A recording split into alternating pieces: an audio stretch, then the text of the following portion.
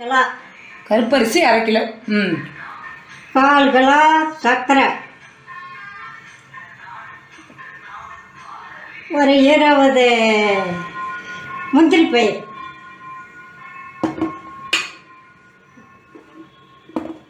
ஒரு 100 நெய், 100 நெய், ஒரு 5-6 ஏலக்காய்.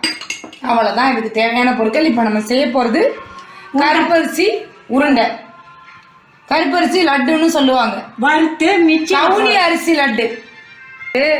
சர்க்கரையை பாவு காய்ச்சி அது வந்து நெய் முந்திரி ஏலக்காய்லாம் அதில் தட்டி போட்டு உருண்டை பிடிச்சி புள்ளிகளுக்கு சத்துக்காக கொடுக்கும். சரிம்மா. கருப்பரிசி வந்து நல்லா பொரியணும்.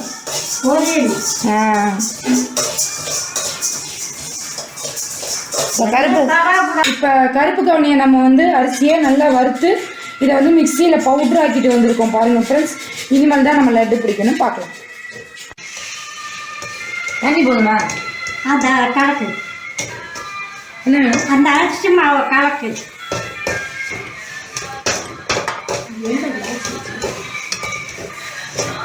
இந்த ஏலக்காய் முந்திரி பயிர் எல்லாத்தையும் போட்டு வந்து பாவு வச்சுக்கிறாங்க.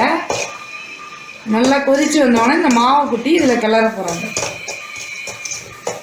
இந்த மாவு கருப்பு கவுனி அரிசி, அந்த அரிசி மாவு நம்ம பவுட்ரு ஆக்கி வச்சுக்கோல, அதோட நெய்யை முந்திரியை வறுத்ததை கட்டி கலந்து அந்த பாவு காய்ச்சி இதில் கொட்ட போகிறாங்க.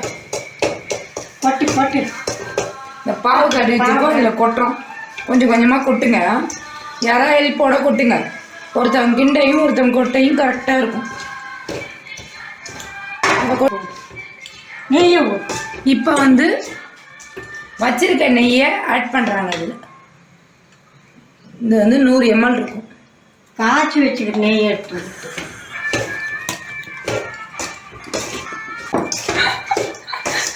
சரி, காய்ச்சி நெய் வச்சுருக்காங்க. அந்த கீ ஆட் பண்ணி வச்சு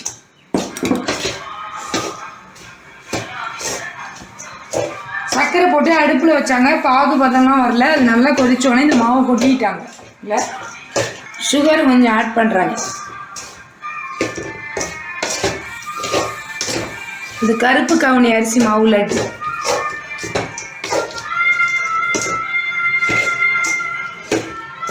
இந்த சூடாக இருக்கக்குள்ளே லட்டு பிடிப்பாங்க.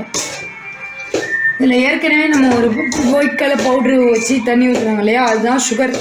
சுகரையும் ஏலக்காய் 6-7 ஏலக்காயும் போட்டு நாங்கள் பவுட்ரு ஆக்கி வச்சோம். அது பத்தலைன்னு கொஞ்சம் சுகர் போட்டு விட்டாங்க.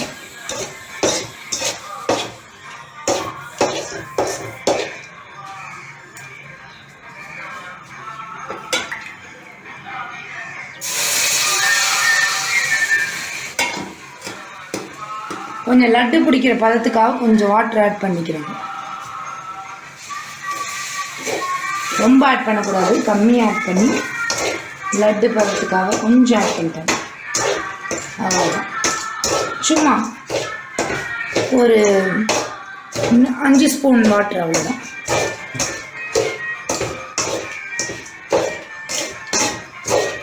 இந்த லட்டு போஷாக்கான லட்டு ஃப்ரெண்ட்ஸ். அது மட்டும் இல்லாமல் இது குழந்தைகளுக்கு சத்தான லட்டு. இந்த லட்டு கொடுத்தோன்னா வளராத பிள்ளைங்கன்னா நல்லா வளருவாங்க. முக்கியமாக பெண்களுக்கு சிறப்பான லட்டுன்னே சொல்லலாம். இந்தமாரி ஏஜ் அட்டன் பண்ணுற போகிற அந்த குழந்தைங்களுக்கு இந்த லட்டெல்லாம் இப்போ உருண்டை பிடிச்சிட்டு இருக்கிறாங்க. கையை சூடணும், ஒரு துணியை வச்சு பிடிக்கிறாங்க. இங்கே பாருங்கள், இது ஒரு செம டெக்னிக் பாருங்கள். இதில் ஒரு ட்ரிக்கு. கையை அந்த சூட்டோட தான் இந்த லட்டு பிடிக்க முடியும். அதை கையை வச்சு பிடிக்க முடியலன்னு ஒரு நல்ல ஒரு துணி, நல்ல ஒரு க்ளீனான ஒரு துணியை எடுத்து அதில் பிடிச்சி அதுக்கப்புறம் கையில் வைக்கிறாங்க பாருங்கள். இது ஒரு ட்ரிக், இது ஒரு டிப்ஸ்ன்னு எடுத்துக்கோங்க ஃப்ரெண்ட்ஸ்.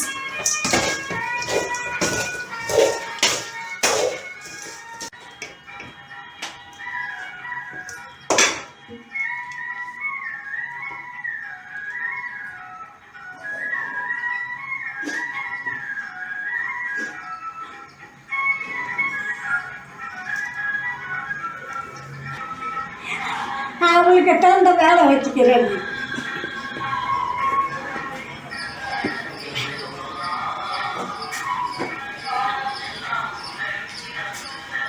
சூப்பராக பிடிச்சிருச்சு. போ